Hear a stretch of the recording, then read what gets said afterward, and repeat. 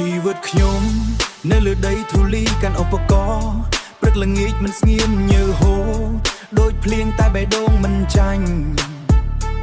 សំណងនេះសាងសង់ដោយកម្លាំងខ្ញុំពេលថ្ងៃក្តៅ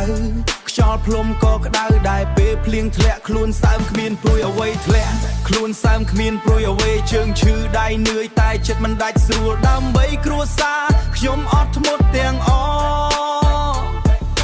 ភ្លៀងហាក្តៅខ្ញុំមិនរញរាជីវិតក្រមុំក្រត្រូវតស៊ូរាល់ថ្ងៃញើសធ្លាក់លើដីប៉ុន្តែសុបិននៅមេឃខ្ពស់ថ្ងៃណាមួយនឹងបានឈ្នះវាជីវិតអ្នកធ្វើសំណងមិនងាយស្រួលទេក្តៅក៏ធ្វើភ្លៀងក៏ធ្វើមិនដែលរត់គេចដើម្បីអនាគតដើម្បីនោះដែរស្រឡាញ់ខ្ញុំមិនបោះបង់ទោះបីលំបាកប៉ុណ្ណា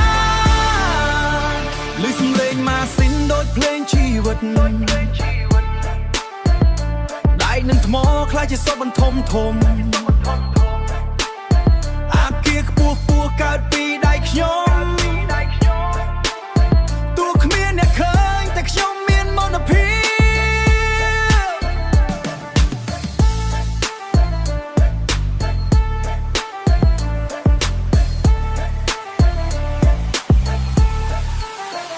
ថ្ងៃមួយខ្ញុំនឹងឈប់សម្រាកមើលអ្វីដែលខ្ញុំបានសាង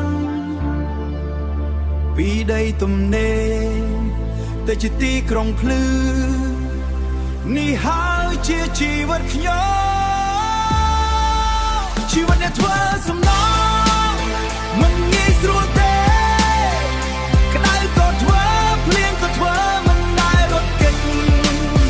ដើម្បីអនាគតដើម្បីនោះដែរស្រឡាញ់ខ្ញុំមិនបោះបង់ទោះបីលំបាកប៉ុណ្ណាហាមភ្លៀងហាក្តៅ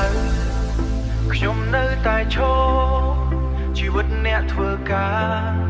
មិនខ្លាចការលំបាកថ្ងៃស្ងាយស្អែកល្អនឹងមកដល់ដោយកម្លាំងដៃនឹងចិត្តមិនចាញ់